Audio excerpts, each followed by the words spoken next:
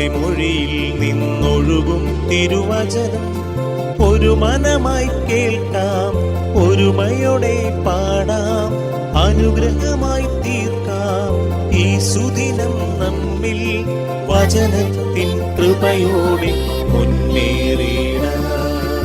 വിശുദ്ധ ലൂക്ക അറിയിച്ച സുവിശേഷം 11-ാം അധ്യായം 3-ാം തിരുവാക്യം. ഈശോ അരുളി ചെയ്തു, നിങ്ങൾ ശ്രദ്ധയുള്ളവരായിരിക്കുവിൻ. നിങ്ങളുടെ സഹോദരൻ തെറ്റ് ചെയ്താൽ അവനെ ശാസിക്കുക, പശ്ചാത്തപിച്ചാൽ അവനോട് ക്ഷമിക്കുക. കാരുണ്യവാനും സ്നേഹനിധിയുമായ ഞങ്ങളുടെ നല്ല ദൈവമേ, അങ്ങ് തിരുവചനത്തിലൂടെ ഒരിക്കൽ കൂടെ ഞങ്ങളോട് അരുളി ചെയ്യുന്നുവല്ലോ, നിങ്ങൾ ശ്രദ്ധയുള്ളവരായിരിക്കുമെന്ന്. ദൈവമേ, ഞങ്ങൾ ശ്രദ്ധിക്കേണ്ട മേഖല അങ്ങ് ഞങ്ങൾക്ക് വ്യക്തമായി പറഞ്ഞു തരുന്നു. സഹോദരൻ തെറ്റ് ചെയ്ത് അവൻ പശ്ചാത്തപിച്ചാൽ അവനോട് ക്ഷമിക്കുവാൻ നീ ശ്രദ്ധയുള്ളവരായിരിക്കണമെന്ന്. കർത്താവായ ദൈവമേ, പലപ്പോഴും ക്ഷമിക്കുവാൻ ബുദ്ധിമുട്ടാണ്, ക്ഷമിക്കുവാനും വിട്ടുകൊടുക്കുവാനും ആവുന്നില്ല ദൈവമേ എന്നും, ദൈവമേ മറക്കുവാനും പൊറുക്കുവാനും സാധിക്കുന്നില്ലല്ലോ എന്നും പറഞ്ഞ് ഞങ്ങൾ അങ്ങയുടെ മുമ്പിൽ കണ്ണുനീർ തൂകാറുണ്ട്.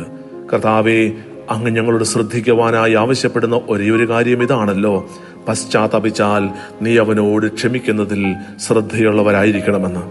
ദൈവമേ, ക്ഷമിക്കുവാനും ദൈവമേ എളിമപ്പെടുവാനും ദൈവമേ വിട്ടുകൊടുക്കുവാനും ആവശ്യമായ കൃപ നൽകി ഞങ്ങളെ അനുഗ്രഹിക്കണമേ എന്ന് ഞങ്ങൾ പ്രാർത്ഥിക്കുകയാണ്.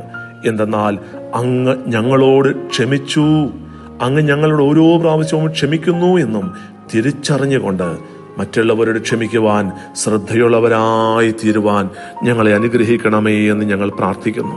നമ്മുടെ കർത്താവ് ഈശോ മിശിഹായുടെ കൃപയും പിതാവായ ദൈവത്തിന്റെ സ്നേഹവും പരിശുദ്ധാത്മാവിന്റെ സഹവാസവും പരിശുദ്ധ അമ്മയുടെയും നീതിമാനായ മറിയൗസേപ്പിന്റെയും മാധ്യസ്ഥവും സകല മാലാഖമാരുടെയും സകല വിശുദ്ധരുടെയും സംരക്ഷണവും നൽകി സർവശക്തനായ ദൈവം നിങ്ങളെ ആശീർവദിച്ച് അനുഗ്രഹിക്കട്ടെ, ഇപ്പോഴും എപ്പോഴും എന്നേക്കും.